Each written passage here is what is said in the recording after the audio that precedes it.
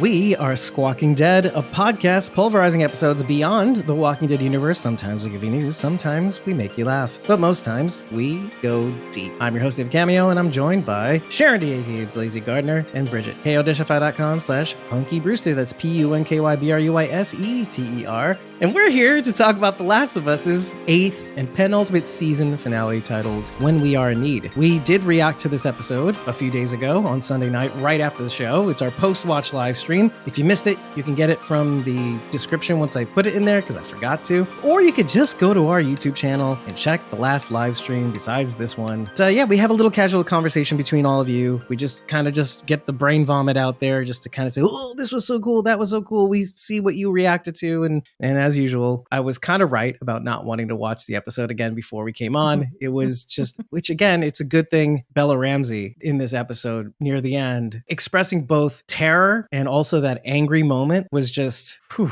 was a lot. It was traumatizing. It's triggering is the right word. Thomas, by the way, Rachel should be coming on soon. She came out of work. She knew she was going to come out of work. There she is. And there she is. Surprise. And Cosmom's there and I, Rachel There Byrne. she is. I'm having Cheez-Its for dinner. I see. It's a Cheez-Its kind of night, folks. Okay, so It'd be so crunchy for you, Dave. You did that.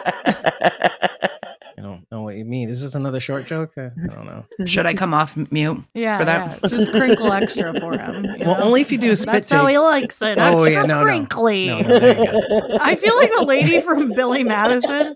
Here you go, kids. Sloppy Joe's extra sloppy for you. By the way, don't insult Thomas. Thomas is here. Dave's Thomas so is old. one of us. He's included automatically. Yeah. Well, don't get too familiar. That's when he attacks. Thomas gets you all like comfy. Dave. Like David. Like Dave, he gets your guard down, and then he. And then he pokes you in the eye so that you cry. Cry. Cry. Right. So he this gets your guard down, and then he hits you with a bunch of puns. So, okay, this episode's fairly cut and dry. Yeah, so were the people in it. I have my jokes right here. That guy was a real jerk. That guy was a real jerk.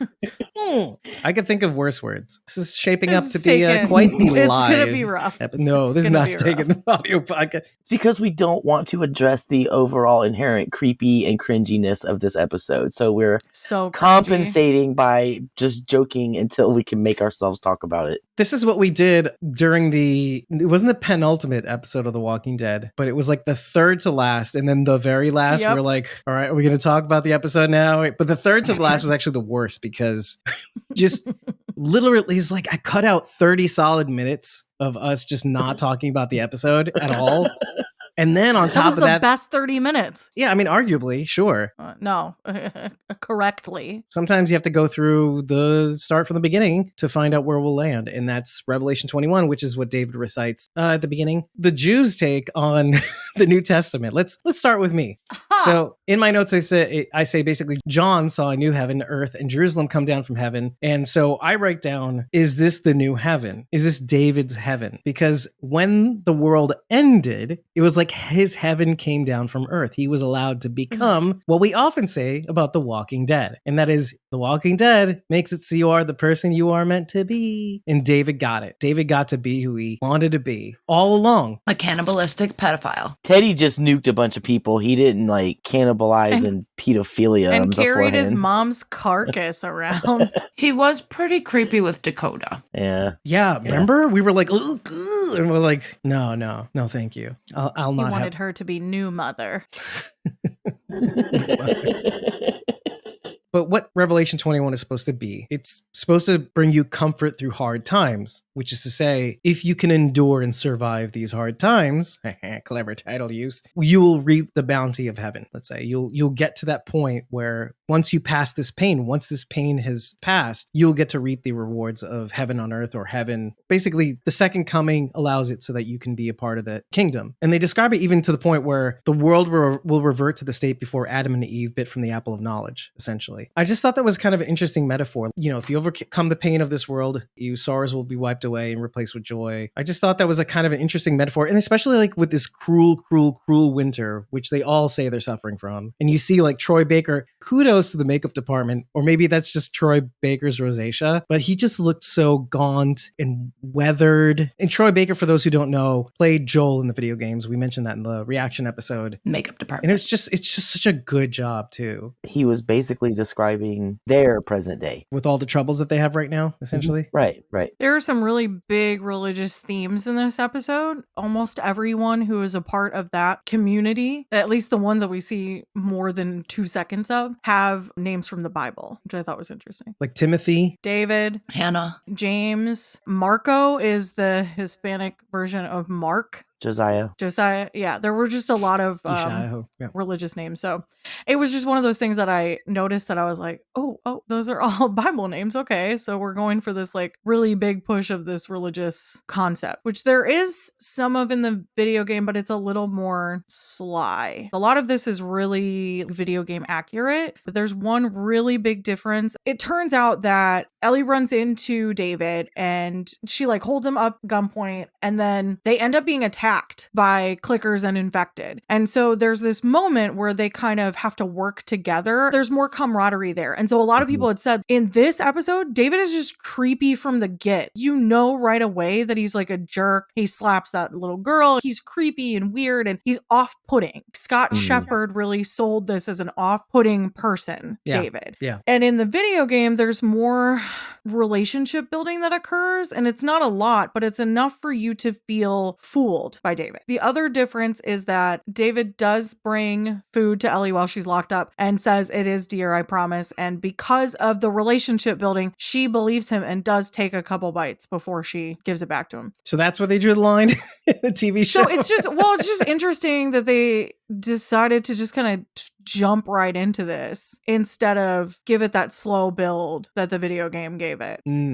Well, it's kind of like what we were saying in two episodes ago when he got shivved, Joel, is that we're kind of careening towards the end, and it seems like all the episodes seem to want to wrap themselves up kind of anthology style. Every single person you get introduced to is off the show, essentially, whether they're dead or alive, let's say, but they're just not in this episode. Tommy's still around, Maria's still around, but you're just not there. Just to your point, is that how they're just trying to wrap things up. You know, they're just trying to wrap each storyline up within the same single episode. So maybe to your point, do you think they could have or should have spent a little bit more time doing that? Or do you think it was fine the way it was? I think instead of building the backstory of David and his crew, you could have built this relationship between Ellie and him. I just thought it was an interesting choice. It's fine. It's what they wanted to do. Druckmann is involved, so he already told that story. He wants to tell a different story. It's the same thing we saw with the Walking Dead television show versus the comic book. So I get he's like, no, I don't want to tell that story again. I want it to be different. Right. We got to switch it up. This is one of the differences he chose. It's fine. I think it's good too, because I think what Druckmann says in the inside of the episode or insider at the end, he says something to the effect of, well, you think Joel's going to come in here and save the day. We're not doing that story. So to illustrate that this isn't about, not wasting time or building time, like, is this guy for the real deal? Is he really a nice guy, etc.? Maybe they wanted you to know right from the jump, this guy is not your guy. This guy's not the guy. And how will Ellie deal with this? Or how will Joel save the day? And then there's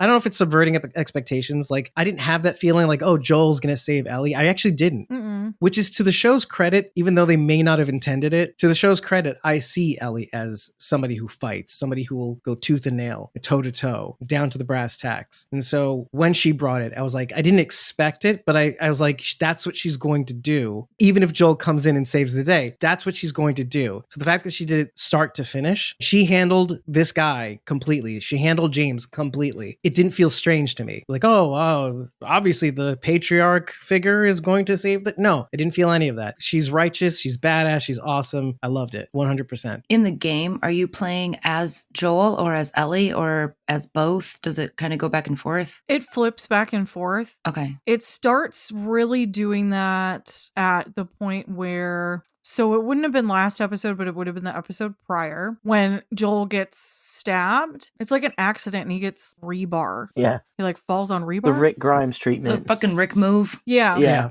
And he so falls from like a second story window or third story window onto rebar. And he falls on rebar. And so that's when you take over as Ellie for the first time. Because that segment is called Fall. And then after he falls off the horse and they have that scene, it goes black and then it goes straight to winter. Mm-hmm. Actually, it starts with a bunny. This is like notorious because of the internet, the viral reaction. A girl is watching it and she's like, oh, it's a cute little bunny. And then it gets shot through the neck with an arrow and she freaks out a little bit. From there, you're playing as Ellie. Mm-hmm. Okay. Then I guess later on you switch back maybe to Joel or both later. But I know through most of this segment of winter, you're Ellie. Yep. You as the player don't know that Joel's alive until you've played as Ellie for a good while. Interesting. Mm-hmm. And you are looking for medicine and stuff, and that's when you run into David. Right. One thing I do want to kind of drop before we forget, David himself mentions how the Pittsburgh QZ fell. In 2017. Right. Yeah. But why that's kind of funny is because while we were watching the show, we're like, hi, it just skipped Pittsburgh, went straight to Kansas City. So they made sure to backtrack and say, no, we didn't forget about it. We just didn't choose to have them stop over in Pittsburgh. Even though we base Kansas City off of Pittsburgh, we're like, let's bring it back and mention that there were raiders and this is David's story and that's how he came about. And so in your head, you may think, okay, that's how David went through the whole experience. Thomas, I think you should read Thomas's. I know, I was about to. I just wanted to drop that one thing. But let's read some comments from only Thomas O'Mara. First he says, oh no, where's Rachel? I'm here. Yeah. Says Gareth is greater than this guy, greater than symbol. Serious note, juxtaposition, I always have trouble with that word, of Ellie's military school principal, Captain Kwong, and this guy both told her she could choose different paths that would let her lead or the other path where she's not a leader. And David himself says something to the effect of you're a leader, you're loyal. What was the third word? I don't know what, but the last thing he says is you have a violent heart. Something Captain Kwong didn't have to say because obviously, but yeah, Thomas, nice note. She took Captain Kwong's advice way more than she took, on a better footing than she took Father Dave's advice. So do you think that's a sign of her growth, or do you think that she always would have been able to sniff Dave out as a bullshitter? Or do you think that's a sign of her growing over the past few months and learning from Joel? I think those are honestly two different questions almost, because I think she learned from both David and Kwong basically showed her the veneer. This is what you could be. You have the traits of this, but you're not there yet. You could be this. But David showed her something that she didn't know she was aware of until he told her, and that's you have a violent heart. Kwong didn't really say that, but David tells her the real talk, just because you can handle it now that you've been out here for a while. That's what I thought. When you she has a violent heart, but she has a good heart too. She has a balance, Now where he's just swayed up. No, kidding. That's pretty much a fact, Dave. Objectively, she has a good side. Do you think David had any kind of good side, or was he all megalomaniac? I think he was always crazy. I think he had to hide who he was before the world fell, and like he said, the zombie, the fungal apocalypse. I was going to say the cyclospores, the cordyceps showed him the truth. Yeah, that's the cordyceps showed him the truth and allowed him to be who he was. I think he had to hide who he was before. He was always a gross, disgusting cannibal pedophile. You think he was a cannibal before the fungapocalypse? I think he probably wanted to taste human flesh, but had to hide it. And this is why you should just be covered in tattoos. Because Bucket Jeffrey list. Dahmer said tattoos ruin the flesh. So yes, just you don't want to be eaten by a cannibal. Just get a lot of tattoos. Just saying. Just pretend that's you why have I get a them. Cordyceps infection.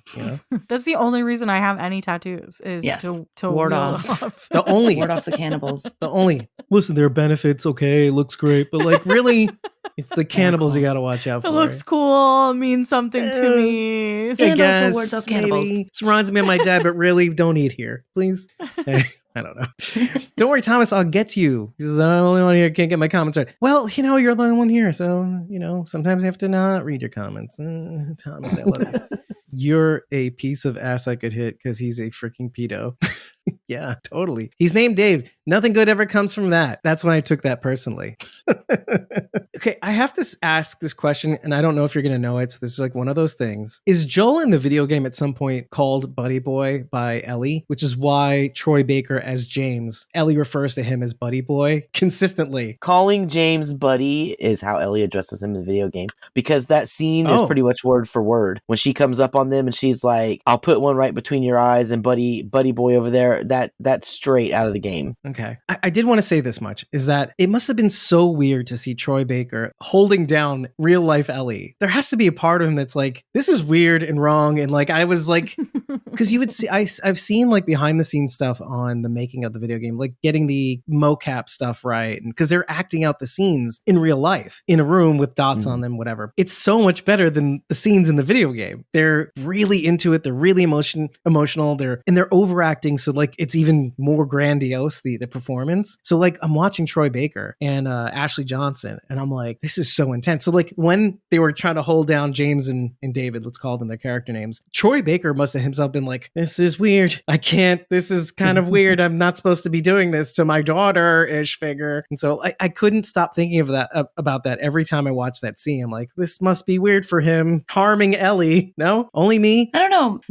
I don't know. Maybe, I mean, I think he would associate actor. Ashley. I know. With Logically, Ellie, I know. Yeah. Not Bella. Yeah. But I mean, maybe I think like if he's playing a different character, he gets into that character. Well, yeah, and I know, like, I know that logically and separates professionally, himself. you know what? It's not often that I kind of, you know me, you guys know me. I'm like, I'm usually pretty whatever, like, oh, it's just a show. It's a fictional universe. But for that one moment, I kind of broke out of the story to be like, it's kind of like the inverse of like, it's just a show. I'm invested in the story, and all of a sudden my mind breaks out of it because it's Troy Baker. And like, I'm like out of the show. Like, I'm suddenly out of the show being like, that must be weird for Troy Baker. I bet he has feelings about this universe himself.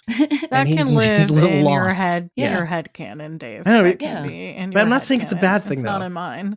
I'm not saying it's a bad thing. It's just like this weird, like this meta, It like probably a imagining thought what that it must be crossed like his for mind. him. Sure, why not? Yeah, You I know, don't know. a I'm trying to flittering find other thought. people like me so I don't feel alone. I'm sure you're Good not. luck. I'm sure there's other people that think just as weirdly. Might there be? Sorry, I'm done. I'm done. We'll find out. Sorry. Leave a comment. Leave a comment. Leave Is a Dave comment crazy? if you're like Dave. Oh wait, anyone notice? There's a character named Dave and a character named Tommy. It's Thomas. Love it. Love Where's it. the Sharondy in this world? Ooh, we have her. I would throw something at my TV if I ever heard a I character like named Sharondy. mushrooms too much. Oh, God. It'll never happen. What if it's a I like clicker? mushrooms too much. I would have died. Really, I like my bread products. I would have been dead right away.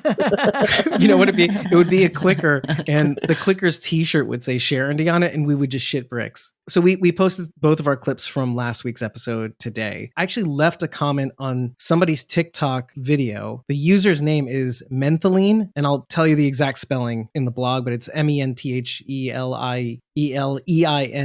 And she put the scene up where James and crew catch up to Ellie. She just gotten shot off the horse, basically. And they're about to execute her until Dave shows up. David, I should say David, shows up. And she writes, I'm not going to say it word for word, but she says something to the effect of, do you think that maybe James, instead of like wanting to get vengeance for Alex's death, could it be that they wanted to execute her to give her like a form of mercy, knowing the monster that David is? And I thought that was such a brilliant take. I like that.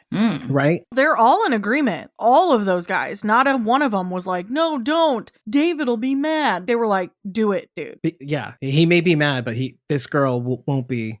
Because they're hungry and they want that soft, Juicy kid flesh. And they want I that was just sweet, soft, sweet juicy- veal. Gonna say they're still hungry, Cushy kid right? Like flesh, they yeah. still need Oh, something to because eat. obviously, yeah, they listen to Squawking Dead, I where mean, we love eating Veal children. tastes better. Yes, they have a deer and yes, they have a horse, but Have they ever had a But kid?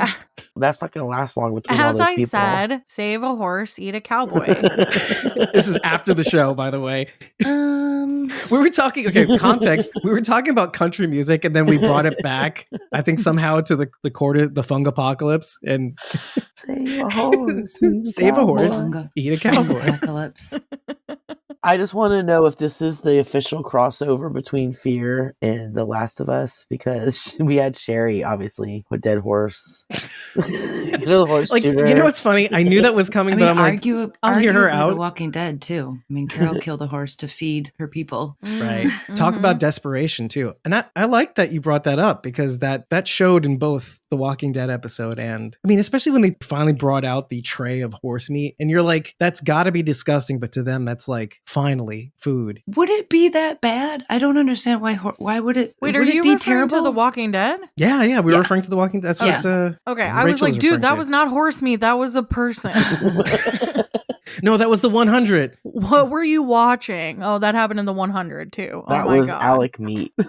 Yes, that did. It was Alec meat. I also wrote in my notes, oh, if only they just would have waited. Because that when they walked into the room with the deer and they weren't impressed, I was like, yeah, I'd be the same way by the end of the episode. I'm like, oh, they're like really upset because they're eating human right now. At the beginning, when they first walked out of the church / steakhouse, That would be my church. yeah, Dave asked James, how much do we have left? And James is I'm calling like, him Dave, by the way. Small request. He's like, elk, deer, venison, and he said not enough to last long. So I feel like they still had some stores of meat, but I do believe that was Daddy Alec that was in the bucket just because of the looks. My first time watching it, I knew they were cooking person. When the guy walked into the kitchen and had the cubes of meat, and the girl and the lady's like, "What is it?" And he's like, "Deer." Venison. And I'm like, "No, it's not, you liar. That is people. That's people you're giving her." You just mentioned when they walked into the sanctuary, whatever you want to call it, the dining room with the deer, and they were like, "Oh, look what we got. Ooh." And they're like all excited. Like, what did the people think they were eating? Wouldn't that be like a dead giveaway? They were all excited that they brought back deer, but they're sitting there eating something. What do they think they're eating? Not their dad, that's for sure. I'm always talking about the little things that make a difference in a show. And to me, one of the things that stood out was when Dave put his hands on the cage railing, and then Ellie put her hands on his, and he was kind of like, we can do it together. And she goes, "Oh," and that little "oh," the way she said it, and I know it was the same in the game. It was almost a word for word from the game. But the way she said it was just, you weren't really sure, like, does she really get it? Or, like, she gets it and she's just playing him? Like, it was just perfect. And like, is she interested? It was such a nice little touch. And I love the little things that actors do. It's just those little moments. On that same note, when he's trying to explain that he has to take care of his people, his voice kind of breaks. On the one hand, it looks like, and I wish I remember the exact line about, like, having to make the hard decisions to keep his people fed. And in the beginning of his spiel, his voice kind of breaks, and it could be registered as he's just trying to remember his lines, and they kind of went with that line as the final cut. Or it's like intentional, like he's feeling behind it. There's something behind those words that make it so that he actually cares or gives a shit. Later on, you figure out it's not. Like you said, he's kind of like a sociopath. He plays the part he needs to play in order to fit into society, right? And there is something to the idea of maybe some people believing in their own bullshit. When you play the part so much, you're invested in the act, the character that you're putting up. And that's probably the most scary version of someone ever, is when they believe their own nonsense. I mean, people lie to themselves all the time to do all sorts of things, but a sociopath, it's kind of like, well, when does that switch flip? Which takes us to when Ellie throws the cinders at the curtains. We had mentioned it in the reaction live stream, the post-watch live stream, but there was something to how, like, very telling when David chooses to go for his prey over his own preservation. And all of a sudden, the comparing himself as a shepherd with a flock of sheep, all of a sudden you see him for who he is. He's the wolf who's shepherding the sheep. And all of a sudden, all of that comes bare. Right? It's like he's just the guy. Because he's eating them. But exactly. Who is he like? He's like more than a nice mutton, lettuce, and tomato sandwich.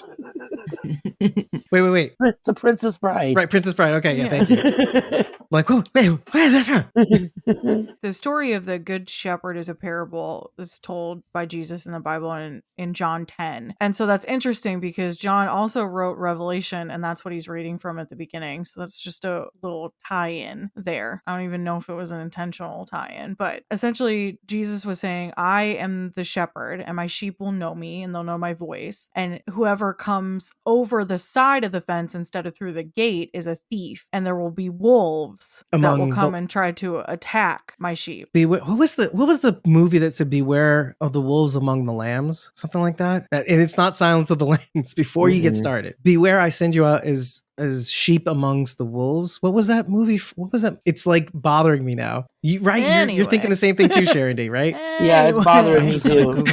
Well, sorry, but you guys sung the Muppet theme song throughout the time I was trying to get the YouTube stream back. And Walking Dead Eternal says I shouted through this episode a lot at David's arc in the episode in anger. But that's fair. Walking Dead Eternal, did you shout because you didn't like the depiction of David, or did you shout because you were really invested in like, fuck this guy? Just like, wow, why won't you die? Inquiring Minds, Walking Dead Eternal, Inquiring Mind. Oh, it was the Devil's Advocate. Yes, it's another one of my favorite movies, by the way. I do love that movie. Behold, I send you out as sheep amidst the wolves. Do you know where I was when I first saw that movie? I'm going to tell you, don't Church. worry. Close. Probably your church, because I was in... Herding sheep. I was in Michigan, actually, when I watched that movie first. Visiting a friend out in Central Michigan University. It's just weird. It's like an autumn day, too. It was just the perfect weather to watch that movie. You're at CMU? Yeah. That's actually not that far from me. Maybe I knew you before I knew you. Maybe this is a real sliding doors situation here. But then again, here's the thing. I'm like, what, 3-4 years older than you? I forgot. Yes. Wait. I'll have a side conversation, but then you'd be like 14 or 15 at the time, which would be weird. And then you'd have the right to call me which Preacher means David. Father Dave would be right up she'd be right up Father Dave's alley. I knew Ellie, I knew you before I knew you. Anyway, sorry. I didn't party at CMU until I was like 17. So yeah, a little before my time. Close though. Walking Dead Eternal says, I was like, who the heck is he to hit the little girl? Right. Hence, starting off with a bang. I like what you said, Bridget, at the beginning of the episode. It was like, right out of the gate, they wanted you to know who this guy was, so you wouldn't be left wondering too much. But then as the episode unfolds, the cannibalism, it really contextualizes him slapping the girl. Because now you wonder if she's fallen out of favor with him, if he does this to other children too, or does he do it to just equals? Like, it's not something I want to think about, really. It did cross my mind, though. And also, I changed my tune a little bit because the last time I watched this episode, the first time I watched this episode, I thought in my head, they're just weak. These people, they don't know how to survive on their own. They're relying on someone stronger than them, yada, yada. Just this, like, really horrible perspective that I had about these people. They wouldn't even know what to do. They might as well just be dead because, like, they're not Marshall. It's, like, horrible. It was, like, a horrible thought. We talked about it after the stream because I was like, I don't want to say this on camera because I sound awful. I'm saying it now because I changed my tune about it, because now I think of it from the perspective of, what if these people were just afraid of him? Yeah. He just happened to fall into power there. They chose him. They voted him. But did they?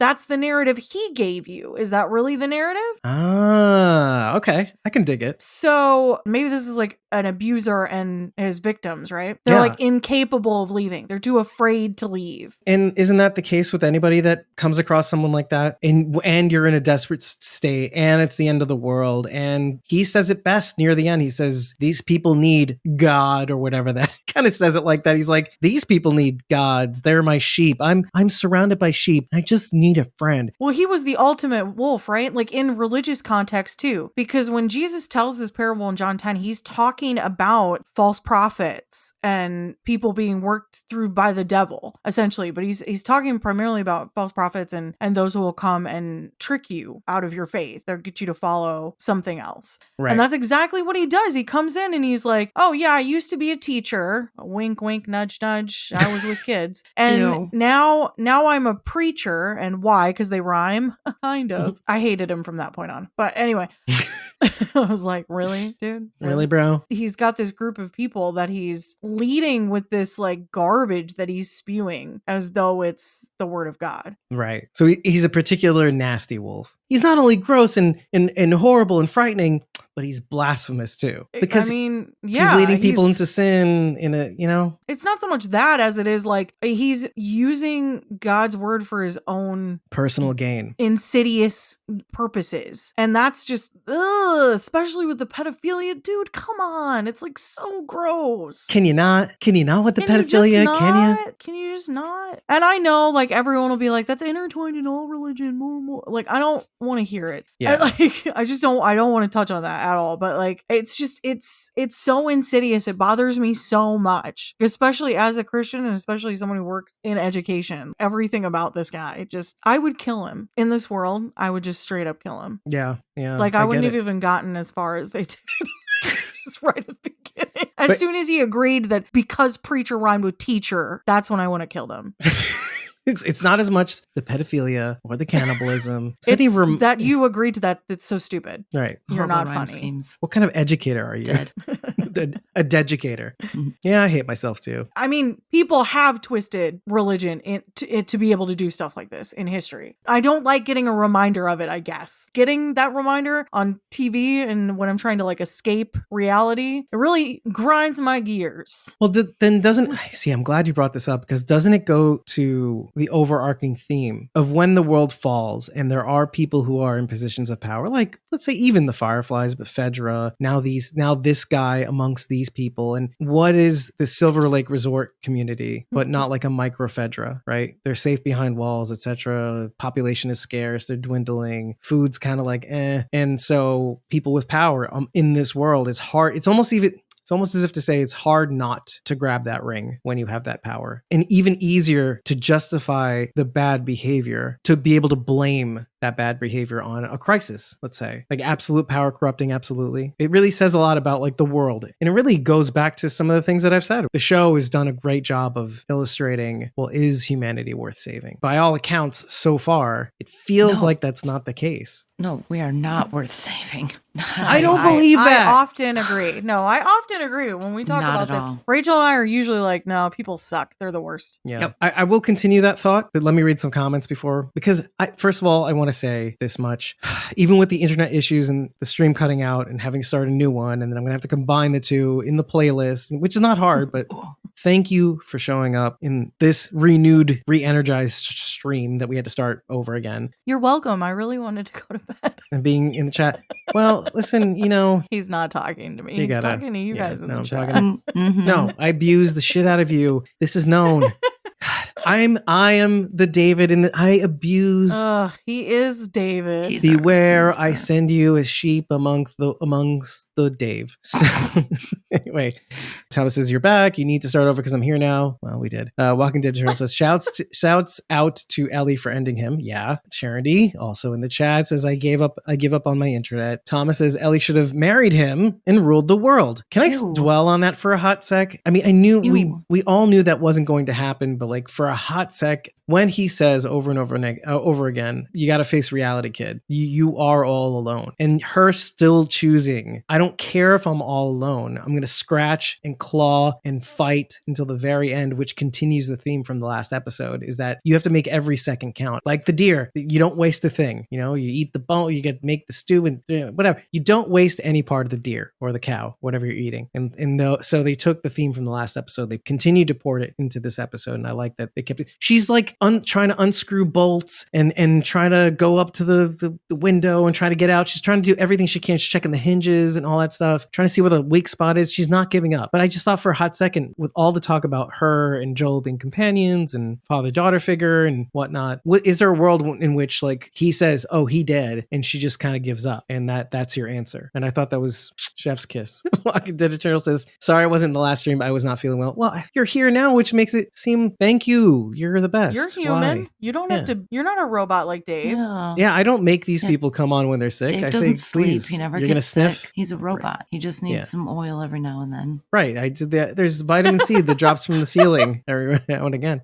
Which is smoking hot wife administers. Right. There's this old she pipes sci-fi it into movie the room. called Forbidden Planet, and there's a robot in it, and they like can't find the robot for a while, and it makes them seem really suspicious. And when he shows up, they're like, "Where were you?" It's old, so it's like really over the top. And the robot's like, "I was giving myself an oil job." And that's Dave. Yeah, but then I was came back. checking my oil, and then we did a podcast. Beep bop bork. Thomas says, it's like the worst robot costume. It's so bad. Well, Thomas says your amateur technical skills aren't worthy of my humor. You son of a bitch. And that's when I took it personally. That's his livelihood. It's my livelihood, son. You're a cheap imitation of a radiologist, Thomas. Oh, radiotech. Sorry, my bad. David and the Giant Killers. Yeah, no shit. In the look ahead, it looks like they're in Nevada because of the Reno sign on the highway. I thought that was kind of cool. It's like we're going somewhere. We're past this point. Mm-hmm. Oh, and you do get a little glimpse of Ashley Johnson, who plays somebody is pregnant and being chased by an infected. I recovered. But this is Ashley Johnson. Oh, you get that preview. Yeah, but I won't say who it is. Those who we're know. not talking about it. Those who know, know. And those who don't will be happy. We already talked about her. We didn't really. But we didn't. We didn't really. I said it. If anyone paying attention, I know who that is because you guys said it already. Oh, yeah, Anyone paying attention. I said it was pre-stream. Nobody was on except for me and Dave. And I told Dave what I know about her role in the show. And I'm not going to say it to anybody now. So for the blog, I actually put it down in the last episode. I didn't say it. There's an article that links to that, whatever. In the reaction post-show live stream that we did after the episode airs and we talk about our feelings and things, I mentioned that in our shop, you can download a tribute I made to Long, Long Time, as well as Harry Chapin's Any Old Kind of Day. And I got obsessive last night and I decided to not completely redo it, but I literally opened a new file and did it from scratch. And I just re-uploaded it too. And I also sent it to both Takira and Walani, who had jumped on it right away when I posted it. So if you're interested, I did make a mashup of Long, Long Time by Linda Ronstadt and Harry Chapin's Any Old Kind of Day. I redid it. It's up in our Ko-fi shop. It's ko-fi.com/squawkingdead/shop. And it's free. It is pay what you want, but it is technically free. You can go there now. You don't have to even follow us there or anything like that. You can just grab it now. It's a little longer because I kind of made it flow really just a lot more nicely. And you can hear it is a lot closer to what I thought it was in my head. And so I feel a lot better about it. It's just one of those things where like when you do something and you need to get something out and it just has to get close enough to the way you feel about it in your head. And I've been playing it over and over again because I like it that much. So it's all about me. I saw the message. I saw the message like, whoa, I did this thing. I did this thing. I did it again. There's other things to be working on. What are you doing right now? It's called mental health. It's called hyperfixation. Hey man, listen, this is like a job right now. This thing that we're doing right now. This is for pleasure. And actually, if people find it really interesting, and I really would like to know what you think, please let me know because it's just a lot better than the first one. You'll never hear the first one now because I've replaced it in the Ko-fi shop. It's a good thing I didn't waste my time with that first one. It's garbage, apparently. It's garbage. So please let me know what you think. If you like Linda Ronstadt or Harry Chapin. Okay, let's go on the note of David and being creepy. They're like the insistence on wanting to get her name as a means to, this is so, I don't talk often about this, but people really are more susceptible to suggestion than you think. Our inherent nature is to believe what we hear. We kind of did bring this up when we were talking about the broken glass theory. Once something has been seen, it cannot be unseen, that sort of thing. Mm-hmm. Right? But the truth is, and Jonathan Swift talks about this in A Decent Proposal. And it's funny because A Decent Proposal talks about ending the famine by eating children. And you're talking about a guy who is a preacher. He is forgot exactly what he was, but he's in the clergy. It's one of my favorite pieces because he's basically making this indecent proposal about, okay, if they want to end human suffering, let's just start by eating children and et cetera, et cetera. But something that he says in the midst of writing this piece, he kind of explains what the written word is. He says something to the effect of the written word is a very powerful thing. And then once you read it, your mind automatically absorbs it, not as truth, but at least a possibility. And so when David is asking the names of the people he talks to, James, and then tries to get Ellie's name several times, it's a means for him to wear her down mentally. Or at least, it's control. You're right, to be more to increase the suggestibility of Ellie, let's say. And so it's not something we often talk about. And you're wondering yourself, why does he keep asking her name? Why? Because he wants to know his prey. He wants to give his prey a name, in a sense. It's just kind of interesting to see that work. It's a control thing. He doesn't want her to withhold anything. Yeah. By withholding her name, is still in control, and that drives him crazy because he's the kind of person that needs to have control because he's a sociopath and creepy and everything. I would have laughed so hard if he was like, yeah, we have penicillin. And what was your name again? Whatever. And, James will go get it and it'll be right here. And when you get back, we'll split the deal. but what was your name? No? All right. Anyway, he just keeps doing that. I'm sorry, I didn't get your name. Thomas says, How to Win Friends and Influence People by Dale Carnegie. Everyone's favorite word in the language is his or her name. Nice. Nicely done. Really? It creeps me out when I hear people say my name. Because you think I you're don't in like trouble. I especially hate it when strangers say my name. I forget that I wear a name tag at work and people I don't know say my name and I'm like, who the fuck are you? Rachel? Yeah, I don't like yes. it. But Not I think at all. everybody's like that though, right? If you somebody calls out your name that you're not familiar with the voice, not familiar with the face, you're like automatically distrustful. Yeah, because they're a wolf. They're an outsider. Yeah. This is his way of kind of coaxing her into being the insider in a sense. Well, yeah, people belong. earn your trust by using your name or, making eye contact. And that's why he was doing all of that. He was And the doing all hands, of like showing him his hands, like his bare hands. He's doing all of the like classic psychology ridden stuff that you do when you're trying to manipulate people. Right. And Thomas is right. In 17 minutes of The Last of Us chat, Thomas, we talked about the Muppets. You enjoy it because otherwise, why are you here? So that's a really good question. Actually, let's explore that a little bit. There's that. Where are you? You know what? To be fair, I'll have you know, this is water. This is water in this giant bucket. Thank you. In your paint can, if you say so. In your paint can. This is water in my paint can. Thank you. No, to be serious though, Thomas in his own way makes the show better because first of all, the most laughs in the last full breakdown of the short jokes and the short puns. Oh, hey, Maddie. Oh, we went through your point. This is Maddie, mentally. you're the one with the excellent point. We actually brought up your point before to the amusement of many on here. You're welcome. Great. Thank you. You're gold. You're very thank good you. point. Stay golden, pony boy. Every word of that was a struggle. It's like you knew that you should stop, but you just had to keep going. I was like, I'm gonna try it. I don't I like went this it. far. I went this far. Just gotta finish go. strong. I still gotta go. I just gotta go for it. Well, Maddie likes it. It's strong. The Outsiders. She got the reference. There you go. Mission accomplished. Thanks, Maddie.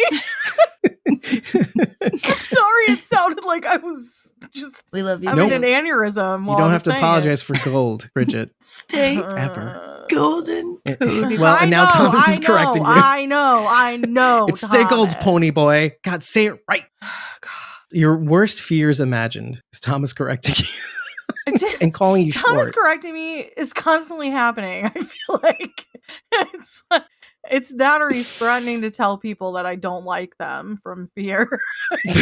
Those are his two go-to. You said it out loud. All right, cool. I mean, he said it. All right. He said it before. Let me rake over some of the things that were said in the episode or insider that Mazin and Druckmann kind of go back to back on, and then we'll call it a night. But Mazin says the only person that can save Ellie is Ellie with violence. And Druckmann says Joel saves Ellie, not physically, but emotionally. And the only question remains is, Mazin says, something snaps in her. Now, is it permanent or can she find her way back? And that is an interesting question to hang off on because you think that it's kind of over from here on in, sort of. As a viewer, when you watch television shows, usually, but like, is it over, right? They keep reusing themes from the other episodes and they keep on continuing. They do. It's like the great value version of The Outsider. Why don't you explain what's happening right now to the audio podcast? Stay golden, horsey kid, is what Sharon said in the chat. I'm sorry. It just got me. It got me. Well, I thought what got you was what Thomas says. I wonder who's taller, Dave or Ellie? Me! Wait. It's Ellie. Wait, I bet. I'm 5'2". No.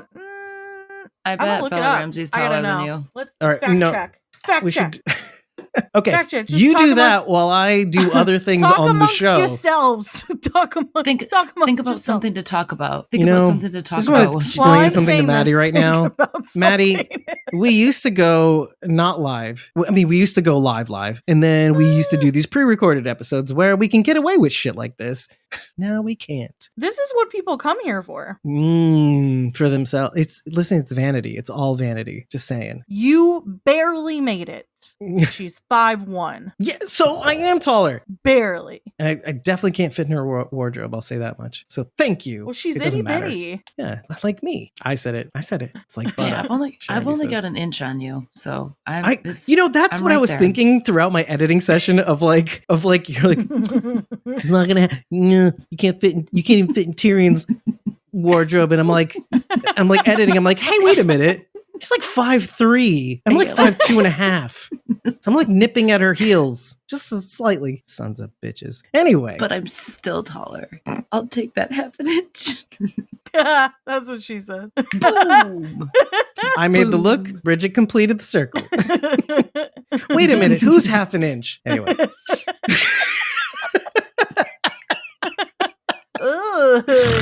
This is sorry, that was a big snort too. What happened there? See, this is what people come here for, Dave. Don't delude yourself. Don't delude yourself. This is the stuff. Yeah. Well, this is the show. The highlight of this episode seems to be Maddie's take on the scene. Yeah, thank God for Maddie. It's the we take. had nothing. How does that happen? With all my genius. All right. See you later. Maddie does the show from here on in, and boy, she's a tyrant. You thought you had it bad with me, Maddie? Ooh, saying I'm like blowing her spot, and she just started watching us for the first time. This is how we rope you. See, I'm like David on the show. That's how I rope you, and I like neg you. What are those guys called? The guys that the something artists, the pickup artists. I'm negging you, so like, don't watch us. Who cares? Is it working? Is it working? Dave, I assume this comment is directed at you. Thomas says that you're old enough to be your grandfather. And I'm sure I have several inches on Dave in more ways than one. Yikes. Charity said he wore an itsy bitsy teeny weeny yellow polka dot Speedo. It doesn't have the same effect. Why didn't you complete? You can call a man's bathing suit a bikini. It's a Speedo. Yeah, bikini's 2 pieces. Banana hammock. Anyway, yes. Now you guys are thinking of me in a banana hammock. It's already there. See, like Jonathan Swift said, I said it, now you're thinking it. No, not until you said now you're picturing it. I literally was not. I'm very Maddie hairy. said, Maddie said 5'6". You're making me feel like a giant. And then really Thomas though, said Maddie? Dave needs some inches. And then Maddie said people be arguing with me in the comments of that TikTok for real. Really? For real? Really? No, Really? I get it because Internet people are just mean. When I was doing the notes for this episode, it does seem very interestingly clear that like they're out for blood, they want the vengeance and all that stuff. But not all of them were out for vengeance on Ellie. They really wanted to get the guy. So that's why I'm on board with your theory, Maddie, on a serious note instead of trying to make you laugh. I think Maddie's theory is a pretty good one. I honestly hadn't thought of it until then, but it's solid. Like it makes sense. And she is a little girl and they know what's going to happen to her if she's with creepy David. I said David, calm down. I'm just very insistent because. And from now on, Dave's name is Creepy Dave. What if Media Matters gets a hold of this clip? Call him Creepy Dave. Not that I'm important enough. That's spelled CREEPYDAVE.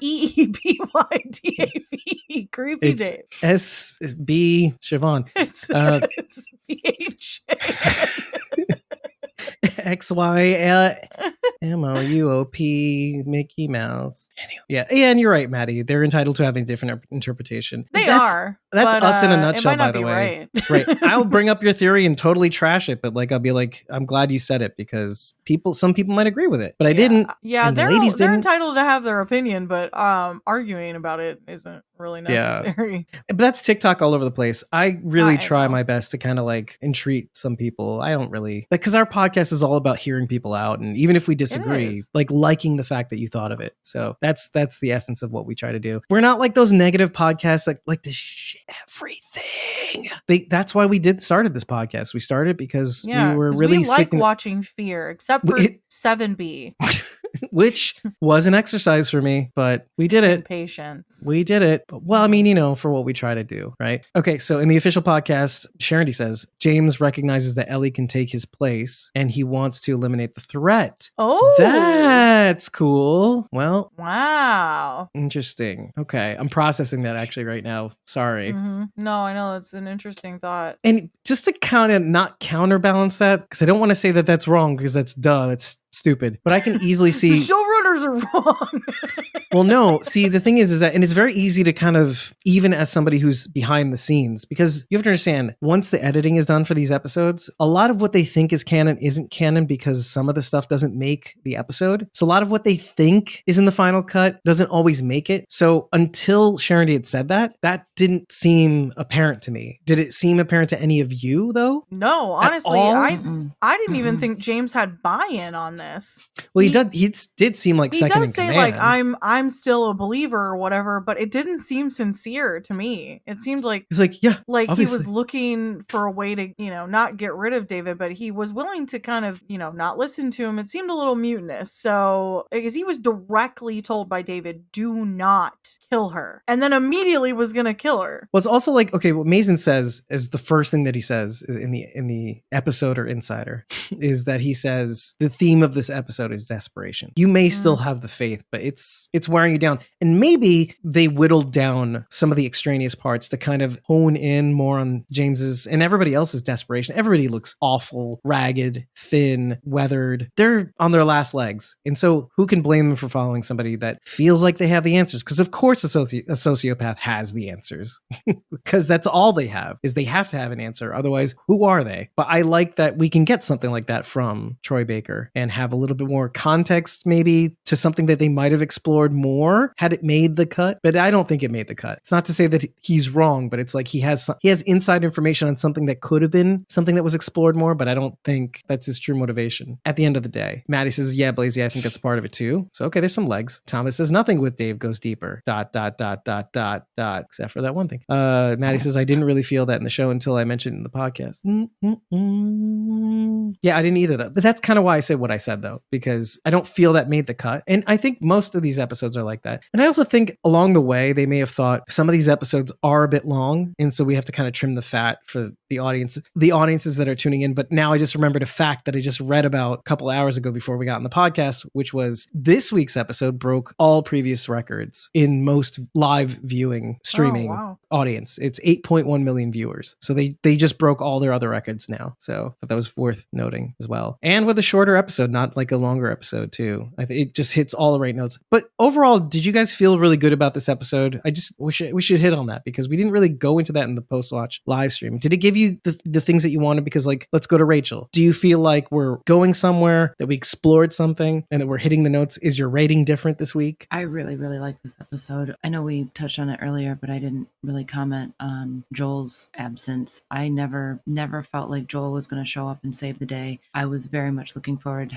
to how Ellie was going to get herself out of the situation. In fact, when Sharon and I were watching it and Joel managed to take out 3 guys while he was half dead, I'm like, really? Like, the first guy, I'm like, okay, he caught him by surprise and he surprised the other guy. Like, he seems to be getting lucky a lot, but whatever, I'll let it slide because, what are the options? Him dying? I don't think so. I didn't think he was going to come save Ellie, and I'm glad he didn't, honestly. I mean, I'm glad he made it to where she was eventually, but no, I was ready for her to be this badass that I think we kind of always expected her to be, and she got herself out of the situation, and I loved seeing that. Right, and the fact that we could see that is in this contained episode, which you could easily say, oh, it's like, oh, I don't like this. It's not them together. We're not moving anywhere. But I'm glad that you liked it. It shows that you can do that and still have something that's Rachel worthy of the stamp of approval. What about you, Bridget? I felt like the video game storyline was better for this portion. It built more tension in that way by gaining the trust and then losing it. I just thought it was better. But part of that is there was infected in it, and there were no infected in this episode. And I'm like annoying now. I'm like one of those people that watch Walking Dead and was like, there were no walkers. They're not threatening anymore. But it is kind of hard to believe that we haven't seen hardly any, with the exception of the giant Sarlacc pit of the bloater and the bloater. I mean, with the exception of that, we've hardly seen anything. Right, and then the flashback. That's been a little upsetting to me. And I get it. We're really far in. This would be a genuine. mean, we've talked about some of the science behind this, right? And this would be like a genuine concern. This would be in everything. It would get into food, and if it can transmit to people, then can you just get it from being around other people and breathing it in? And I know they're not doing the spore thing in this, but it's hard to believe that there's just no infected. We go to a college campus, no infected. I'm having a little bit of a difficult time, but I had said this previously that I'm just not getting as much tension as I wanted. It's been better. This latter half of the episodes has been a lot better in terms of tension building, but something's just missing for me. Right. Well, and they chose to focus on something that they're missing. Yeah. Well, Yes. in the last episode, at the beginning, when they reach the house and they go over the neighborhood, you do hear one in the background, but you never get to see it, right? Yeah. So in this episode, right before we get to the deer, you do hear that kind of clickery, animal-y noise, but you feel like, okay, it's an infected. There's an infected nearby. You see like little patches of what are definitely leaves because they're not mycelial bits, right? But you're like, oh, there's an infected. She's going to encounter infected. No infected. And now I could be wrong, but we may get our wish and we may regret that wish. But who knows? Who knows with this show? But I will say, going back to something that I've said when The Walking Dead was on, I never really cared about the walkers as much. And then Rachel goes, how dare you? And then I'll go like, okay, calm down. And then, but for me, it was always the human drama. It was always, it's out there. It's the background that we're coming from. I come from a horror background, so like this irks me in a way because I wanted a horror show. It's not what I paid my good money for. It's not quite where I want it to be. You know, you wanted a drama, and you're getting that. Yeah, you nailed it on the drama for sure. Right, but it's just missing. Is that your dog? Is that a sneeze? Oh! Are you okay? She's infected. She is. Infected. She's a quarter pup. Happening. A quarter pup. Oh, that's so cute. Half mushroom, half dog. You said it out loud. Okay. So, but going back to the point, it's okay. I'm not hating on this show either. I feel like people probably hear my opinion and they're like, God, this bitch, she's always bitching about this show and how it's not that great. It's good. It's missing something for me. That's all. And for me, as for my part, I'm really, really sucked into this show in a way that I'd never expected to be, to the point where it's gotten me to not rethink certain things, but to, which is good. It makes me reevaluate the kind of person I would be in the apocalypse. And it's much worse than what I think I would be in the Walking Dead zombie apocalypse. So even more dead meat, basically. Fungal meat, whatever. But let me read some comments for a sec. Maddie says, I liked it, even if there were some rough and upsetting moments. That's something we said at the beginning of the episode. I was just like, I don't really want to watch this for the notes. It's really bothering me. And Maddie says, that penicillin was doing work, she says. Which is another thing we could talk about that I don't really want to, because that requires a lot of suspension of disbelief. Yeah. Yeah. Way too much. And we're just accepting it. I was very upset about it. Yeah. We're just gonna take it. We're just gonna go, yep. Okay, sure. Mm-hmm. That's how it works. Sure. Moving on. Sure. And Sharon D says, rightfully so, even at 10%, Joel is better than 5 dudes at 100. But then we talk a lot about how is Woozy Joel going to face off against these people who haven't eaten too? And it's an argument that we brought up right from the second or first episode of The Walking Dead season 11. Well, they haven't really eaten at all. They're like starving. They're on rations. We just watched them eat. But they're still on rations. They've traveled a long distance. Well, I don't have a long distance, but whatever. They've traveled a far distance, and they're not at their peak performance too. They're withered. They're 160 pounds when wet. This is the same argument we made for one of Maggie's wardens. Remember how the big guy that was ramming against the door in the beginning of season 11, and I was like, the guy's like 300 pounds easy, and but dude, he hasn't eaten. They're all starving. So like they're not. Even Joel, sure, but whatever. Joel at 10%, I believe it. He ate that crumb that she left on him. Right. Right. Whatever that cornflake was, or chicken pork rind skin. It looked like a chunk of chicken wing. That's what I was thinking. The kind that you leave out overnight and then you wait till the next evening. Like a cracklin. Yeah, exactly. Yeah. Which is, nutrient dense. Maddie says, Joel got that dog in him. The one true T-dog. Maddie says, I feel like you could say the amount of people Joel killed while half dead in the game is even more unbelievable than the 3 in this show. Point taken. Which, okay, kind of goes to how efficient he is at doing this sort of thing. Blazy says, Frankie disagreed because he has a canine seps and a corgi seps. Maddie says malnourished. Oh, and she thinks it's jerky, but I think it's chicken skin. Human jerky. It's human jerky. Ellie was a cannibal the whole time, so was Joel by proxy. All right. Well, I think we've run out of gas. Rachel's about to fall asleep. And if you like what you've heard, head over to ratethispodcast.com/squawkingdead. 5 stars and an eggplant is all we need to know that you love us. But tell us what you liked. Tell us what you didn't like. Tell us what we missed. Please, for the love of God, for this episode, tell us what we missed, because I know it was a lot. But remember to tell us after every episode. And if you really like what we're doing, head on over to either ko-fi.com/squawkingdead or patreon.com/squawkingdead. You don't have to buy us a coffee. You don't have to tip us on Ko-fi. You don't have to join a membership tier. All you should try doing is following us, because it's free, first of all. Second, you get the inside track of some of the things that we're planning in the background, even if you can't always take a part in it. You'll see when new shop items come up that are absolutely free to download. The Linda Ronstadt, Henry Chapin mashup tribute to them. You should get it. It's in the shop, the Ko-fi shop. But either way, if you do decide to tip us, you will get 30 days of supported back content on Ko-fi. And if you join a membership tier on either Patreon or Ko-fi, you'll get instant access to our Discord, at least, the unedited episode recordings, and our undying love, as well as all of that for as little as $1 a month. You're off to the races. And the upper tiers obviously will get the credits at the end of this episode on the audio podcast, because we're live right now. We don't have the capability. And a whole host of other perks that even the survivors tier get to join us on these episodes and break them down with us.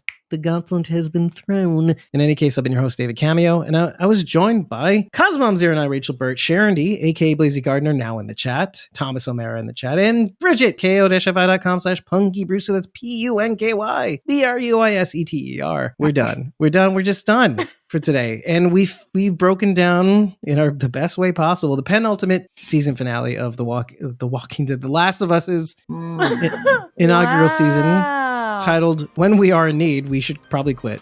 Yeah. By the way, We are in need. Joel called her baby girl. I forgot. That's so sweet. That was his nickname for Sarah. Sweet. Anyway, See? bye, baby girls. We would have caught that and said it on ratethispodcast.com/squawkingdead. Well, now I said it, so Now you don't have to. Now you don't have to rate us at all. shut it. Shut it. Rate us. Oh, now we've berated them, so they won't rate. You should berate us at KO. Baby girls. Take care, everybody. We'll see you very soon. We love you, and thank you for coming on, Maddie, Thomas, and what was his name? What? Walking Dead Eternal. Eternal. I get way dumb after dark. See you later. Bye. Good night. Bye. Bye, babies. Going to sleep. Good night, everyone. Love you, baby girl.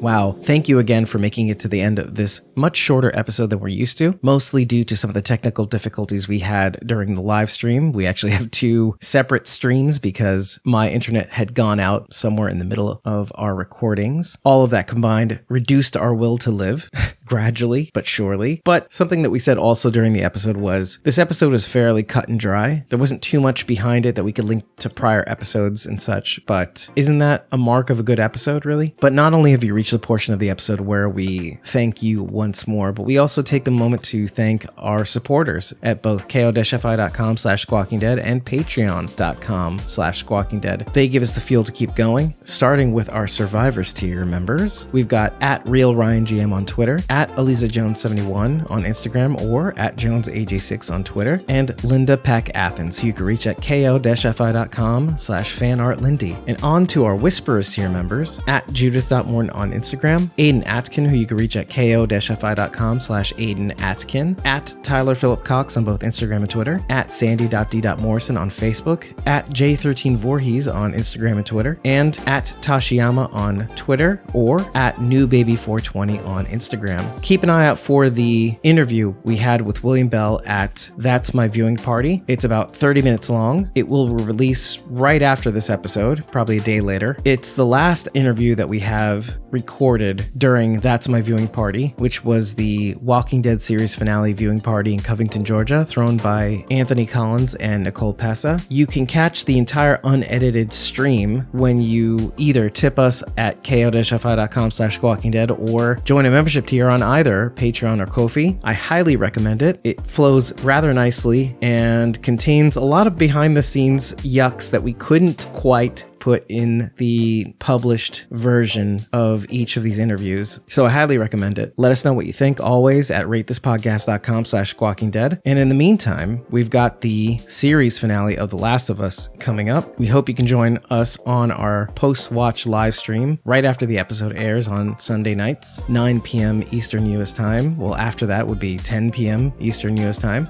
Assuming the episode is longer, it might be just after that. To do that, head over to our YouTube channel, subscribe to it. That's youtube.com/squawkingdead. And make sure to enable all channel notifications so that you know exactly when we go on or when anything that we put out comes out so that you can get first watch at it, because the audio podcast listeners obviously will get these episodes a little later than normal because we love you too much to keep in some of the ums, ahs, clicks, and background noises. We really try to give you the best listening experience here because we appreciate your time and your patronage. In any case, take care and remember, we are Squawking Dead.